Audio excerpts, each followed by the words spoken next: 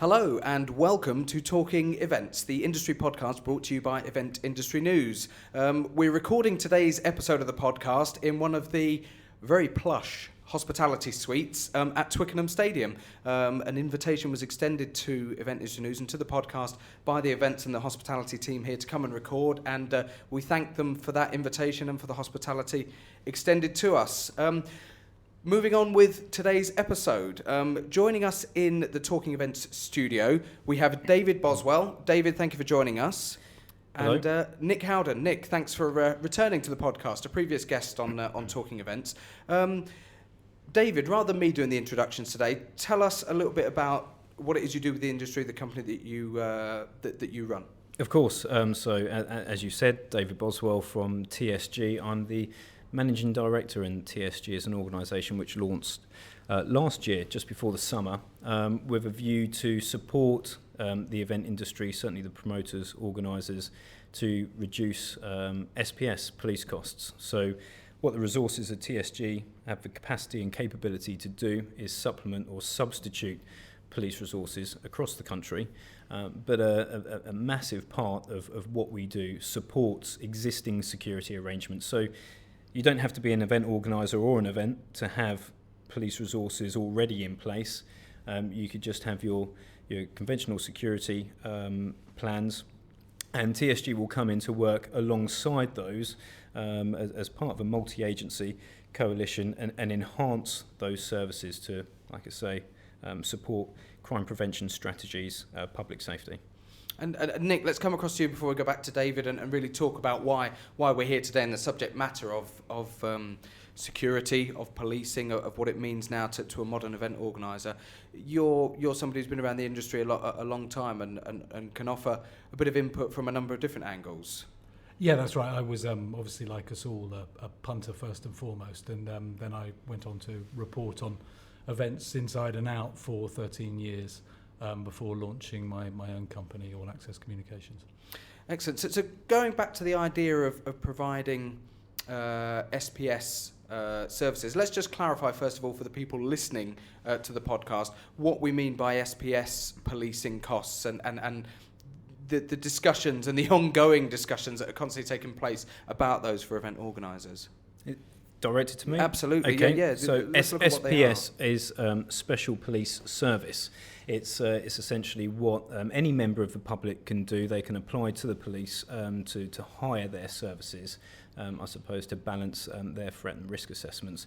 So the event industry, as we know, some events in certain parts of the country can have a varying range of police numbers on the ground, and the chances are that the event organiser is foot with a bill to cover those resources.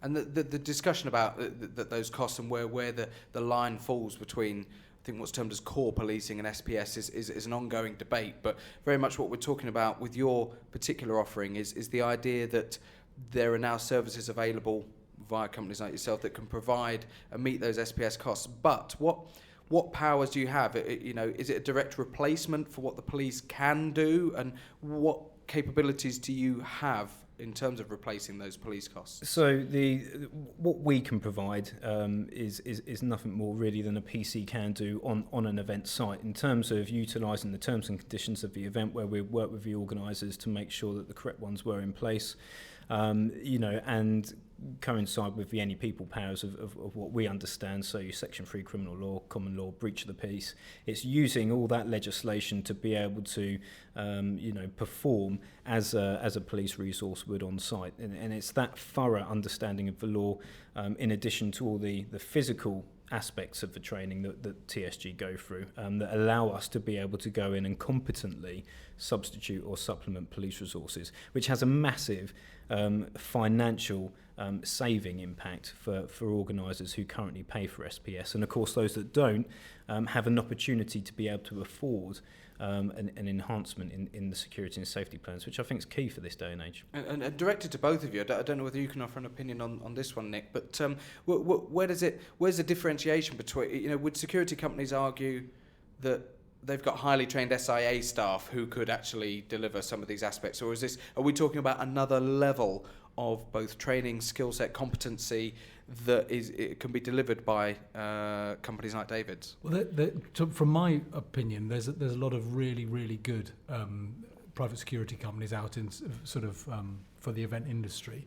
And they do a great job within the confines of SIA. And David, I'm sure, will have a take on what he can do beyond that. But the SIA license is the fence line, if you like, for the private security companies. They will go up to that fence line and deliver everything thoroughly.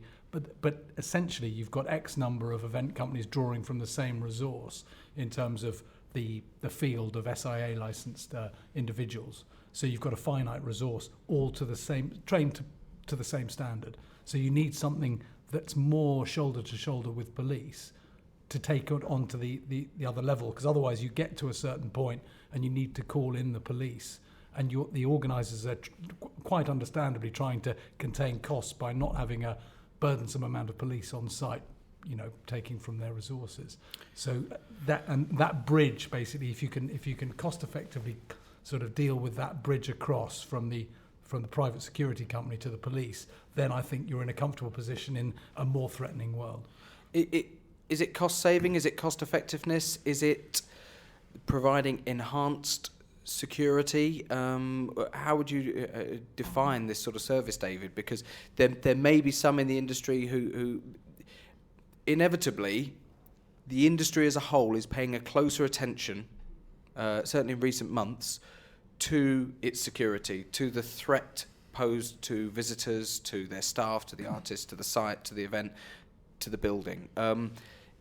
Is this an opportunity for people to save money, to be more effective with it, or increase security, or a bit of both? I think it's a bit of everything, to be honest. Certainly how the model has been designed and been built, as Nic said, just to kind of back that up with security companies, that there are a significant number of good security companies out there that go through the SIA, which is the governing body for private security individuals, and they do a great job. What they're not trained to do is deal with heightened antisocial behaviour, respond spontaneously to crime, manage crime scenes. That's not what are in the modules. And that's everything outside of a security remit that the TSG officer can come in and facilitate, commanded and instructed by, which I think is an important point to make, senior ex-police officials, officers that are part of the TSG organisation. And the cost element, again, is something to bring into the conversation and to back up again, because of there is a massive saving to be made, and within the event organisers, like I say, limitations on spending. That's really important. The savings they can make by using TSG resources can be better invested into other parts of the event to enhance those as well. I hope don't mind me throwing this in there, but I'm going to read you a comment that was made on Event Industry News, if you don't mind. You have responded to it already, but just for the readers, when we wrote, or it was published on Event Industry News, that your company was launching and the services that you provide, there was a comment suggesting that it was a bit of an opportunistic attempt to get business out of a tragic situation. Now, I think they're referring to incidents at major events or at sporting events, music events. And we won't go down the route of actually naming specifically what they are, but I think people are all aware of this enhanced security risk that there is. Is there anything wrong with identifying an opportunity and actually providing a service to combat that? I don't think so. It was timely in respect of organisations that may feel quite vulnerable in not knowing if there are any resources out there in place to be able to provide comfort or reassurance to their audiences, and that was really the angle of speaking out at that specific time, was to reach out to any organisations in a time of need to say, we're here to support you. We have the expertise and the resources that can comfort and reassure your audience and make sure that everything feels comfortable. Nic, go on, Nic. I think if the world's running out of petrol and you're driving along the motorway and there's someone with a solution, is it opportunistic to say, actually, I can get you to where you want to go? Or do you just say, well, actually, I might be accused of exploiting? I don't think there was any attempt at all to exploit a tragic situation. And I totally, I read it completely differently. And I think that if you've got an answer, you stand up and say, I've got an answer, or you've got a different way around the bush. And I think that it was a crazy accusation to make, because you're like pointing at someone and saying you're thriving on this, and I don't think anything could be further from the truth. I took that when I saw that comment, I thought it was incredibly naive to suggest for a minute that anybody was out to exploit a situation as tragic and as horrible as that. And as somebody who has had interaction with and probably knows quite well a number of the companies that provide stewarding and security within the events industry, do you see that there's a wider opportunity and a wider task for those companies to actually improve as a whole the level of security that they're providing at events, and there's an opportunity for them all to perhaps develop another tier of operations in light of this? I think you need, David, correct me if I'm wrong, but I think you need to have more people under your permanent umbrella to do that. And if you've got a staff of 100 and 150 people, then that's potentially the case. But it tends to be a finite core of people hiring temporary resource in for each event, which is absolutely the right way to go, because you can't keep a team that big on 12 months of the year. I mean, yeah. Sorry. No, I was going to say the event industry, it is seasonal. There's events that happen all year round, of course, but in terms of all the security companies out there and the good ones, to try and train a resource, and have that available is extremely expensive. TSG have invested thousands and thousands of pounds over the years in developing this over a span of 6 to 7 years. In fact, it's not something that was decided overnight. It's taken a long time to get to this level and this capacity of resource.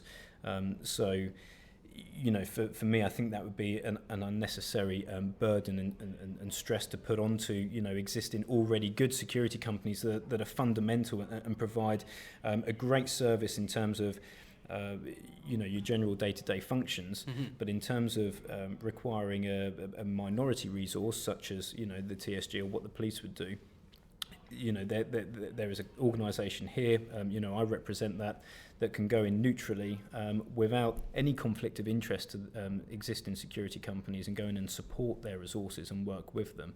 And I think that's another key thing as well. There is no conflict of interest. We're not there to replace security services. We're there to enhance them as an entirely separate service, responsible for entirely different things. Well, precisely on that then, no doubt you will have event organisers that will say to you, well, can you just spell out in layman terms exactly what you're going to do differently to my existing security company, and how will that replace the police? Because presumably you don't have powers to arrest people and take them off site. Absolutely. You do? Yeah, absolutely. So many people will refer to it as a citizen's arrest, Section 24A of PACE. And we've all heard of the citizen's arrest, but I think many people would perhaps think of it as an urban myth. Yeah, no. If we need to arrest somebody because they've committed a crime or an offence, then we can remove them off-site, or we can arrest them. So long as all the actions are justified. And I think it's that which is so crucial, that we understand exactly what we can and can't do. We understand our limitations, and a lot of that comes because of all the TSG officers, and certainly the senior management are ex-police, experienced ex-PCs or senior police officers, or those that have come from other law enforcement backgrounds that go through assessment or selection process with TSG, and then have to go through training, and that training is maintained annually, which they have to reach a certain competency level, both physical and knowledge based. So, like I say, it's that understanding of what we can do. Yes, we can arrest somebody if we need to. Yes, we can remove them off site if we need to. And there's, like I say, there's many other things that we can do, to achieve the exact same results as a police SPS police resource would do on an event. Can I just ask, David, what I don't get about what it is you do if there's a festival, for instance, that has a proven security model and has already sort of got rid of the police in terms of financially, so they've got them on call if they need them, and they've had incidents there. how do you fit that equation if that's the case, if they've scrupulously manage their costs to not use the police and to have a more security perhaps, or just refined security? How do you answer that? I think it's that's a good question. I think it's important to acknowledge that TSG won't be for every single event out there or festival, and that's plain to see. Just the same as the police aren't at every single event or festival, but it's that reassurance in changing times. The event industry, the dynamics are changing. It's the opportunity now for event organisers to identify a route to bring in particular trained resources to give that comfort, that barrier, that reassurance to the public, that capability and capacity to react if something was to happen. Again, until the arrangements in place are tested, I suppose that those answers, never surface. Do you wait or do you, you understand that there's an opportunity, you put those contingencies in place so that should anything happen, then you've got a reaction there that can deal with it. And if there's a security contract, if someone's advertising for security, that's not something that TSG would apply for, or it is? No, it's not. No. So if there's a security contract, then that's not something that TSG would be applying for. We obviously have security, contacts with security companies. So if any event organizer wanted to come to us and they wanted to, seek crowd management companies, then of course, we have names and numbers where we could, pass those on, to the event organizer that needs those. And the same applies reverses. We would expect crowd management companies out there to again understand their limitations, and if there was a need that they felt uncomfortable with, then to be able to approach us and bring in our resources where we would complement their arrangements. What interaction has there been between yourselves and the actual police? Has there been any liaison or consultation at all with police forces, and what are their thoughts subsequently on the services that you're going to be providing? Yeah, absolutely. I mean, once the police services do their due diligence on us, when they see those connected with the organisation, of their credibility from their police careers and their senior ranks before they left, the police are very happy and competent with the capabilities of TSG, and how we can fit into the industry and provide a service. I mean, the police aren't there to be at events, but they are there because there needs to be additional support to the security arrangements on site, and there needs to be that public safety. Unless there is a viable, sustainable measure or alternative to be able to fulfill them with confidence, then they're always going to be there, and that's really where TSG come into the equation. A lot has been made in recent years about cuts to police costs and budgets, and the public having this ideal of bobbies on the beat and actually boots on the ground, seeing police officers walking down the high street or in their neighbourhoods from a safety point of view. The actual visual presence of police officers being there as a means to deter rather than just combat crime.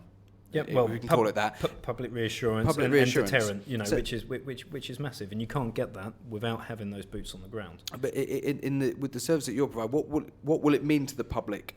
Will the TSG presence actually feel like there's a police presence there in the same way? How will you visually provide that reassurance that a lot of people get by actually seeing badged, marked police officers? Yeah, well, I mean, it only takes one look on our website to see the uniformity of a TSG officer. It's been carefully designed. I mean, there's a lot of similarities, purposely because what we are doing is a police function. Many of the police functions that would be as a frontline response police officer on an event site, that's what the TSG officer is there to do. So naturally, we do look very similar.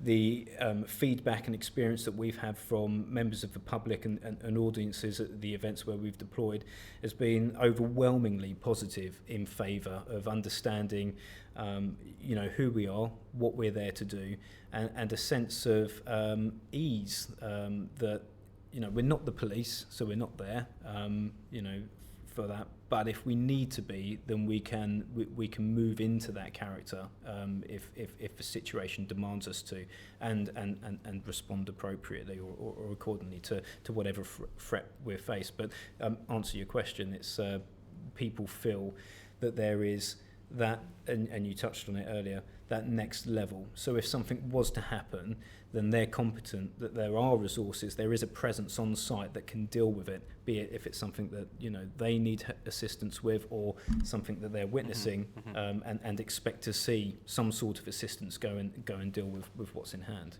Are your staff or your officers, however you would refer to them, physically armed? Do you have the power to handcuff somebody, to take them away in the cuffs, or use batons? Yeah, there's no powers for handcuffing. It's a use of force, and again, it comes down to justification of actions, use of force, common law.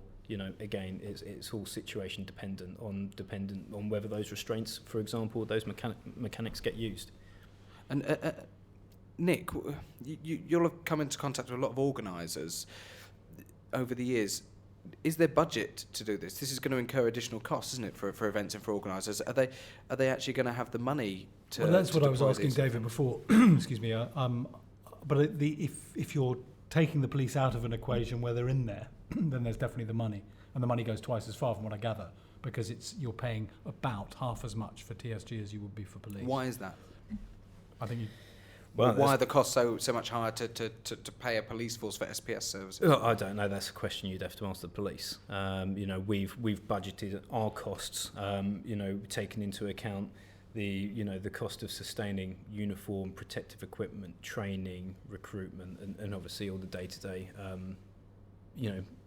operating costs of a business, really, and obviously not forgetting the cost of staff on the ground, those resources on the ground. But in terms of how the police ACPO guidelines dictate their charges, that's not a question I can answer. I think also some of the argument is one team wants to be there, the other one doesn't. So it's like if something expensive in a shop, you can afford it or you can't. And I think that the police are almost pricing themselves out of the market. Say, look, our priorities are not here. It's a private event. You look after yourselves. And, you have to get the license, obviously. That's where the police come in.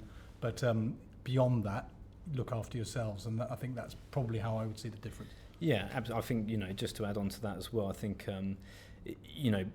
there's many that would say that the police service on an event site isn't as efficient as perhaps they would expect it to be, certainly if they're paying for it. And Nic's already touched on it just now, that, those that work for TSG that are retained by the organisation have made a conscious decision to be part of this, and have a keen interest in delivering public safety and crime prevention. They want to be there, and that's a notable difference when out on the ground in terms of personnel. I'm going to bring a scenario into the discussion, if I may. Wireless, gatecrashers, fence jumpers, people looking to obtain entry into a site by force, if we can say that. Are there powers to stop that? Could you physically intervene at that sort of level where you're talking tens, hundreds of people looking to obtain entry in that particular scenario? Well, it comes down to resources and how quick they were there. There's a lot of things, that would have happened, on the lead up to that for that particular incident to have taken place. Notice one police officer there, I think, at one stage and on his own, and if that was a TSG officer, there'd be no more that we could do. But it's, I suppose, from an event organiser's point of view, the police resources that they had there, had that been TSG, you could have had double the number at the same price, and therefore, the possibility to have had more resources in that particular area at the time. But there's loads of different takes and opinions and views on that. Sure. And it's a bit speculative to ask that, but I'm sure people listening to this will perhaps be asking that question themselves. Are you in any better or worse position to help prevent or alleviate any issues that may crop up? I think the organiser would be in a better position, in terms of having resources in place, because, as I said, for the cost of what they would have, had, and I'll talk broadly on that because I don't know the exacts, but the number of officers on the ground, could have been double, and therefore, be more sporadic, maybe better opportunities to identify crowd build-ups. Who knows? Again, very speculative, but I think they'd be in a good position. Would you, David, get involved in, because looking at that, and I saw the video, obviously, would you have, is it part of the TSG concern to go around and say we need this number of people at this gate, or would you organise that, or is that down to the security team? It's a massive part. I think with TSG inclusion, the commanders that would be assigned to a task for a client, they have significant expertise in public order, crime prevention, public safety. They would certainly have their own take and their own opinions, and they'd work with our clients to make sure that the crowd management in place was sufficient, or certainly in their viewpoint, and that'd be working alongside the security companies. Well, a team effort. We're all there for the exact same reason, and there would be certain elements that we could bring to the table, from a planning point of view, which may well enhance the existing safety plans. Are there, let's phrase this correctly first of all, any business that enters a sector and offers a service and a good service and does well will inevitably lead to other companies, other people, other organisations thinking, there's an opportunity there, we could perhaps offer that service as well. So inevitably over a period of time you may have several suppliers all offering a similar sort of service. How is that then potentially going to be regulated? How are you going to stop companies trying to essentially cash in on this opportunity and the chance to replace these SPS services and not do it at an inferior level? Is there a danger then, Nick, that other companies will try and do this and replicate this, but do it, not very well at all? Yeah, I mean, I guess there's a risk in anything, but if you look at the general security level, and the authorities got involved with the SIA licensing, whether you'd bring that in to another tier, I don't know. I don't know how competitive it is, that police. Are there other companies out there, David, already providing this, or are you? No, there aren't. On your own? No, we're on our own, and that's not to say that there won't be companies that crop up in the future. But I think it'd be down to the event organiser and certainly the local authorities, to those that we would be working for, that would have to do their due diligence, and that's why TSG reach out and are very particular on those that work for the organisation and represent the company. Excellent. We're going to wrap it up there. I thank you both for answering, some awkward questions, but these are questions that ultimately I think people are going to be in people's minds. We've addressed the issue of the article that was on Event Industry News, and I would ask that anybody who is listening to this or watching this that wants to get in touch, if they've got an opinion on it, by all means submit a comment on Event Industry News. We'll tweet a link to that article. You can also tweet at Talking Events if you've got a comment for David or for Nick, or anything that you would like to get involved with on this particular subject. I think we're going to extend it on a little bit more as well with a second episode and get the guys back into the studio, perhaps with some other guests as well, to talk about the wider issue of security at events. But for now, we should certainly thank David Boswell for joining us in the studio. David, thanks for coming in. Thank you. Nic Howden, thanks for your opinions, thanks for your thoughts, and thanks for coming back into the Talking Events studio. My pleasure. Our thanks once again to the hospitality and events team here at Twickenham Stadium for hosting Talking Events. My name's James Dixon. Thank you very much for listening. This is Talking Events.